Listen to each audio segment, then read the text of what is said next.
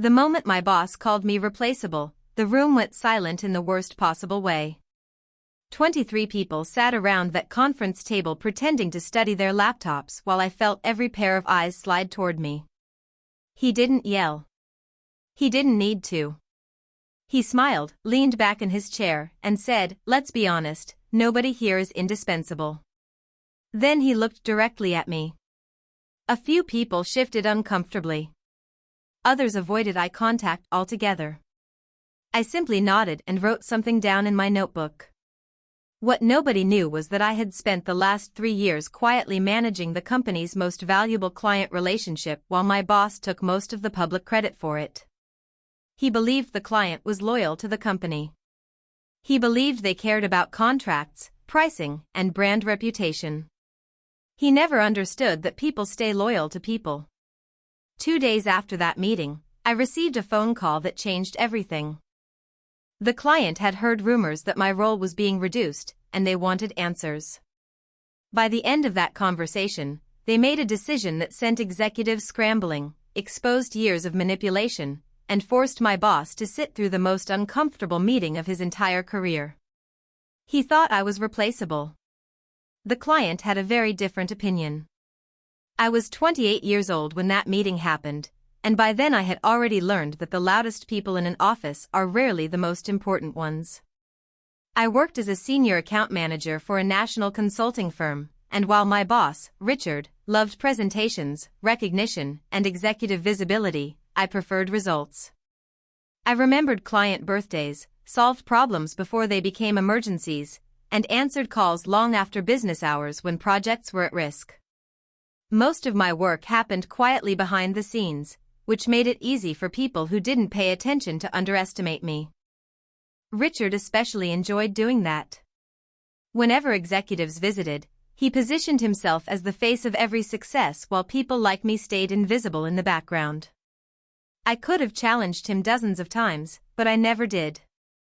I kept records, saved messages, documented decisions, and focused on the clients who trusted me.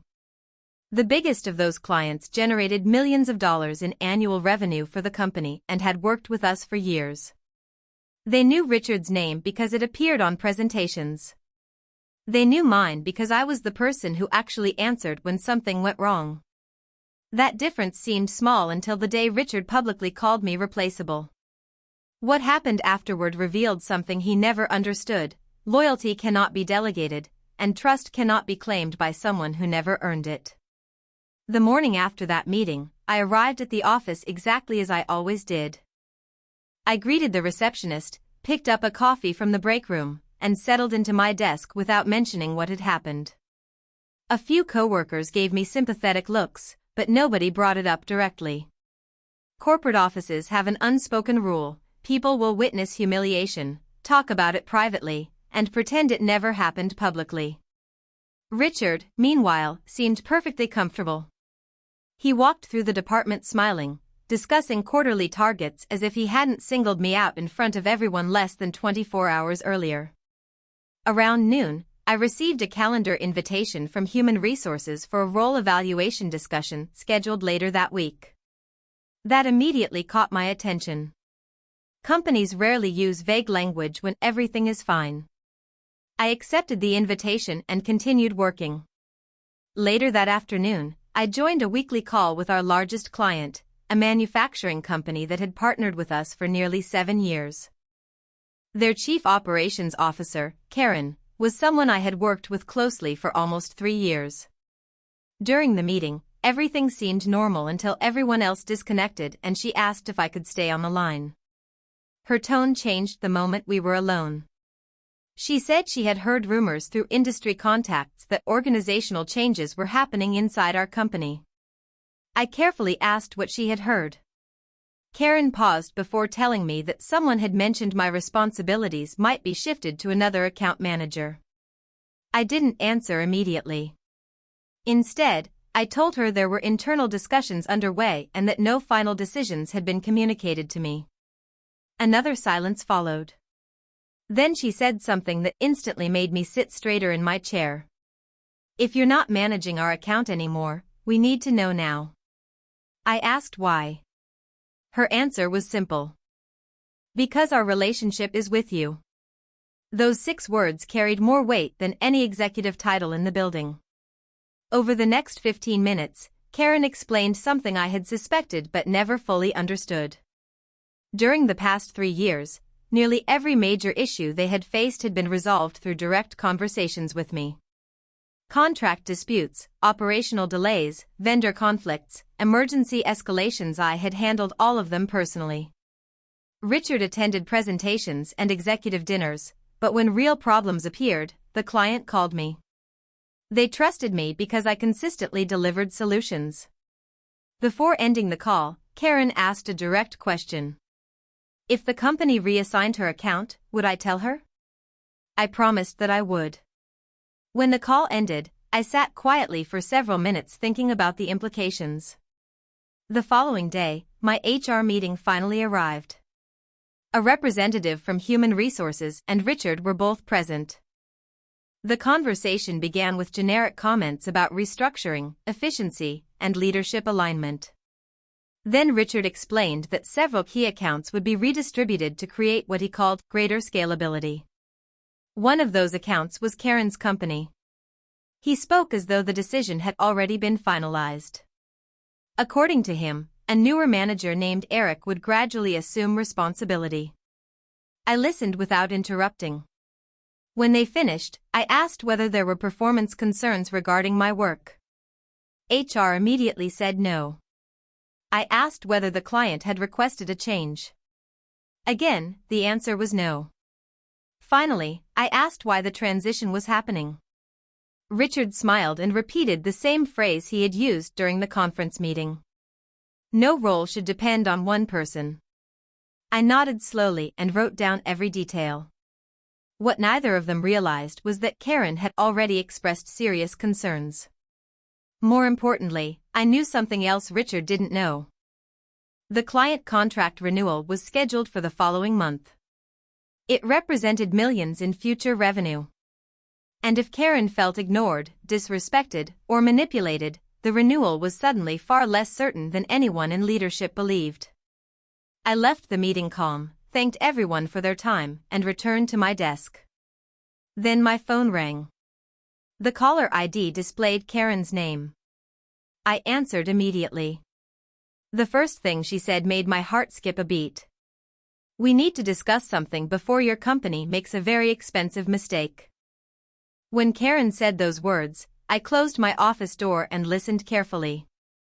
Her voice was calm, but underneath it I could hear the frustration she was trying to control. She told me that one of her directors had already been contacted by Eric, the manager Richard intended to place on the account. Apparently, Eric had introduced himself as part of the upcoming transition and attempted to schedule several planning meetings. The problem was that nobody from our company had formally discussed the transition with the client first. Karen viewed that as a serious breach of trust. From her perspective, decisions were being made about their account without their input.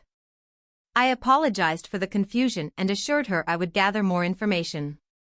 Then she asked a question that immediately revealed how much deeper the situation had become. Was this your decision? I told her honestly that it was not. Another silence followed. Then Karen explained something that changed my understanding of the entire relationship. 6 months earlier, her executive team had evaluated consulting firms across the country before deciding whether to continue working with us. According to Karen, several competitors offered lower prices and larger service teams. The reason they stayed wasn't our company. It wasn't Richard. It wasn't our brand reputation. It was consistency. Specifically, it was the confidence that whenever something went wrong, I would solve it. Hearing that should have felt validating, but instead it made me uneasy. I knew exactly how leadership would react if they discovered a client valued one employee more than the company itself. Richard's entire argument centered around making people interchangeable.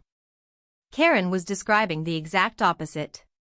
Before ending the call, she informed me that her executive committee would be meeting the following week to discuss contract renewal options. Then she said something I couldn't ignore. If we're being honest, this transition affects our decision. The moment the call ended, I documented everything. Dates, times, statements, concerns. I saved my notes in a private file and returned to work. Over the next several days, the transition accelerated. Eric began appearing in meetings he barely understood. Richard copied him on critical communications. Internal announcements described the move as a strategic leadership initiative. Through all of it, I remained professional. I answered questions, provided documentation, and cooperated fully. Several coworkers quietly asked whether I was upset. I wasn't. At least not outwardly. What concerned me wasn't losing visibility. It was watching leadership create risk they couldn't see. The following Tuesday, that risk became impossible to ignore. Karen requested an emergency executive call.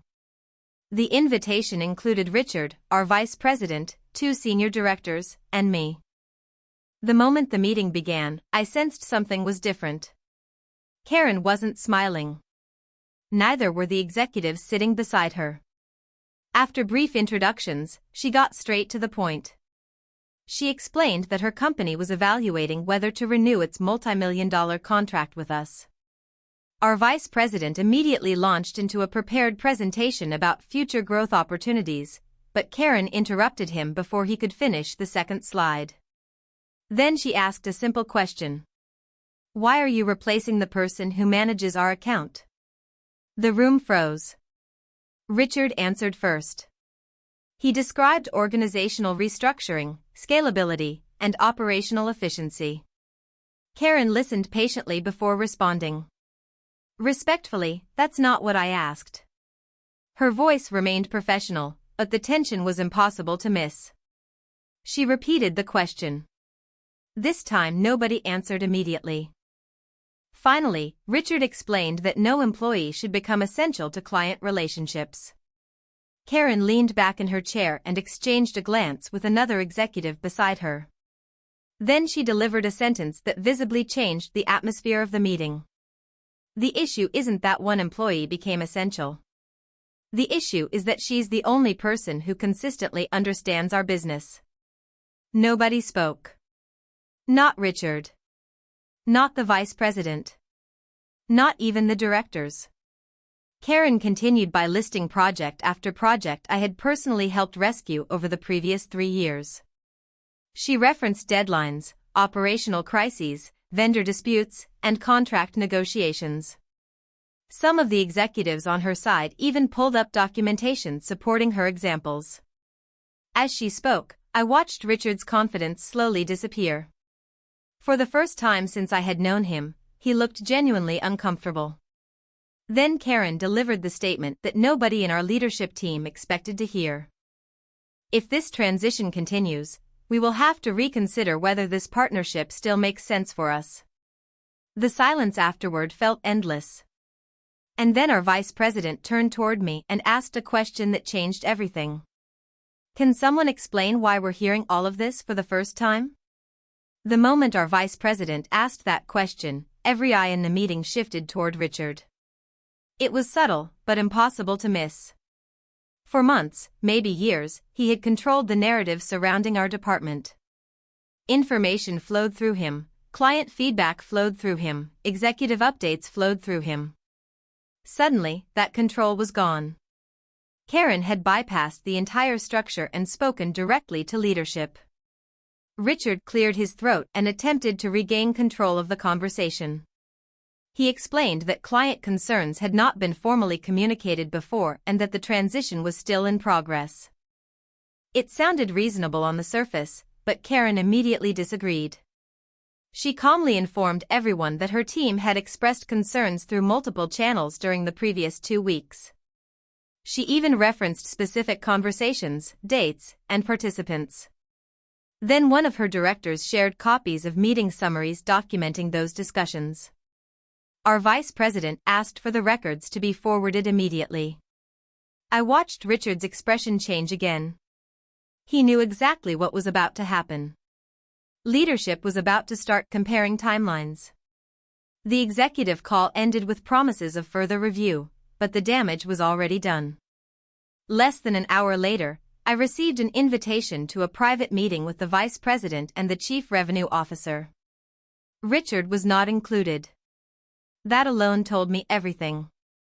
When I entered the conference room, both executives were already there. The tone was professional but noticeably different from any meeting I had attended before. Instead of asking about the transition, they asked about the client relationship. How often did we communicate? What challenges had occurred during the last 3 years? Who handled escalations? Which stakeholders were most influential in renewal decisions? I answered honestly and factually. I never criticized Richard. I never exaggerated my role. I simply described what had happened. The executives took notes the entire time.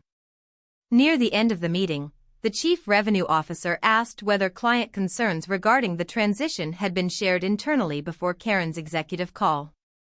I paused carefully before answering.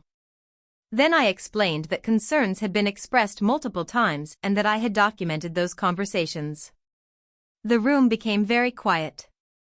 I handed over copies of my notes. They reviewed the dates one by one. Several of them occurred before the transition announcement was formally approved. That detail mattered because it meant leadership had not received complete information when making their decision. 2 days later, a broader review began. Leadership interviewed account managers, project leads, and department directors. They reviewed communications, meeting records, and client feedback reports. What emerged wasn't a dramatic scandal. It was something far more damaging, a consistent pattern. Richard routinely positioned himself as the primary driver of client success while minimizing contributions from the people actually maintaining those relationships. Several employees described similar experiences. Recognition moved upward. Responsibility moved downward. Credit rarely followed the work. The findings spread quickly through the executive team. Meanwhile, Karen's company delayed its renewal decision until the review concluded. That delay created enormous pressure. Millions of dollars in projected revenue were suddenly uncertain. Investors were expecting growth. Forecasts had already been published. Every day without a renewal increased executive anxiety. Through all of this, I remained exactly where I had always been working. I continued supporting the client, managing projects, and responding to issues. I didn't campaign for recognition. I didn't discuss the investigation with coworkers. I simply kept doing my job. Then, 3 weeks after the executive call, leadership scheduled a company-wide town hall. Hundreds of employees joined virtually while department leaders gathered in the main conference center. Rumors had been circulating for days, but nobody knew what would be announced. I sat quietly near the back of the room. Richard sat near the front. The CEO opened the meeting by discussing growth, client retention, and organizational trust. Then he shifted to a topic nobody expected. He spoke about the importance of understanding where value actually comes from inside a company. Not titles. Not visibility. Not politics. Results. The room became completely silent. Then the CEO revealed that our largest client had officially renewed their contract.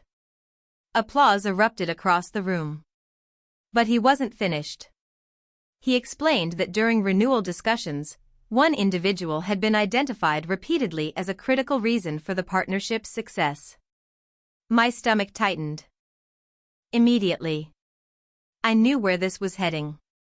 Then the CEO looked directly toward my section of the room and said my name. What happened next was something Richard never saw coming. The second my name left the CEO's mouth, the room fell into a different kind of silence.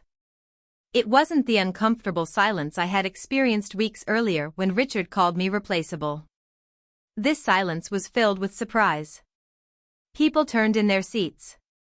Others looked around as if they had misheard him. I remained completely still.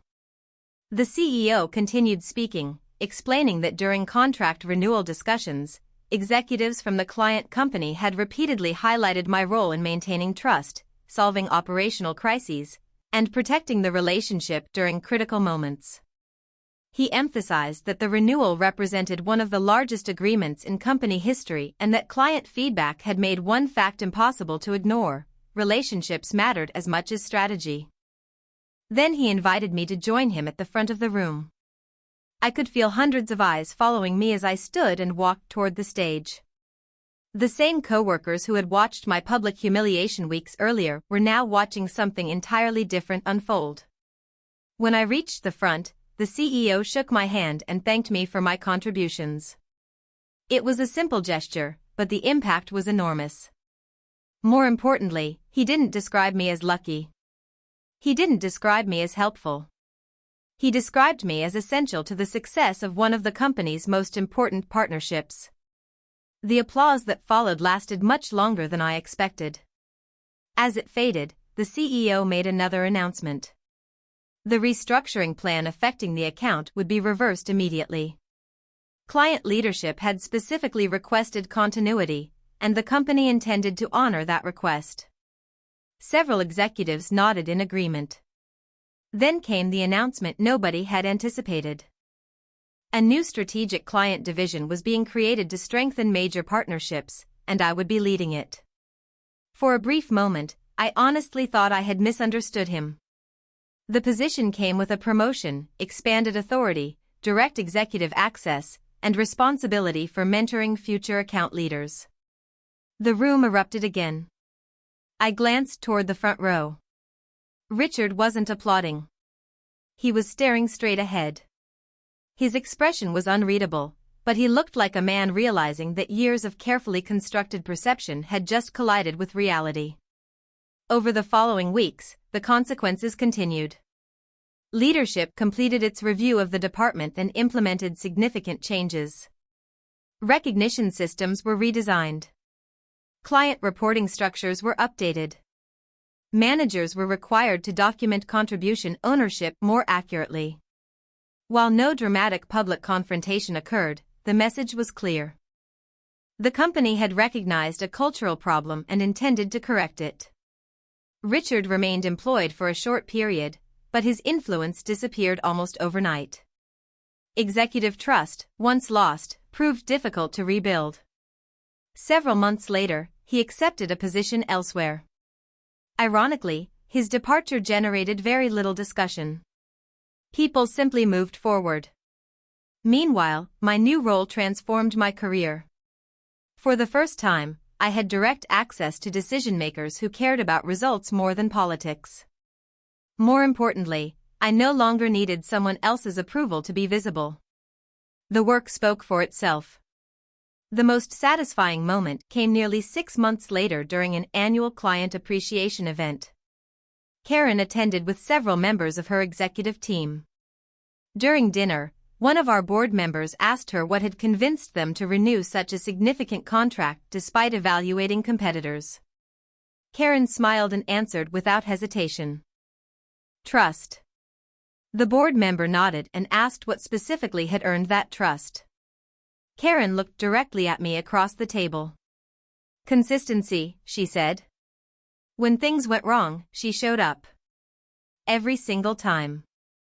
That answer meant more to me than any promotion. Because in that moment, I realized something important. Richard had spent years believing value came from being seen.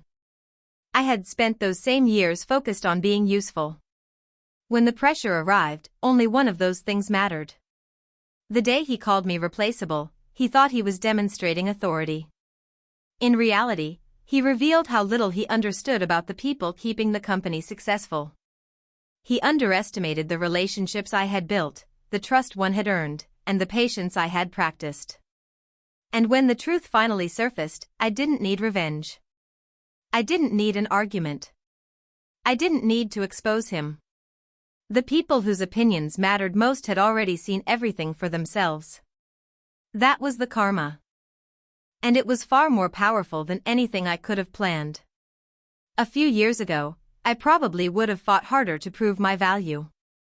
I would have defended myself in meetings, corrected people publicly, and spent energy trying to convince others of what I already knew. But experience taught me something different.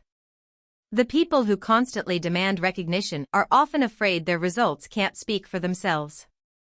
The people doing the real work usually don't have time for that. When Richard called me replaceable, it hurt. I'm not going to pretend it didn't. Public humiliation always leaves a mark. But instead of reacting emotionally, I focused on the only thing I could control: my work, my relationships, and my reputation. In the end, those were the very things that protected me. Titles changed. Positions changed. Leadership changed. But trust remained. And trust was worth more than any office politics ever could be. Looking back, the most satisfying part wasn't the promotion or the recognition. It was watching the truth surface naturally, without forcing it. Because when people finally saw who had been carrying the weight all along, nobody needed an explanation. If you've ever been underestimated, overlooked, or watched someone else take credit for your work, let me know in the comments. And if you enjoy stories about workplace karma, quiet strength, and satisfying reversals, don't forget to like, subscribe, and turn on notifications for more stories just like this.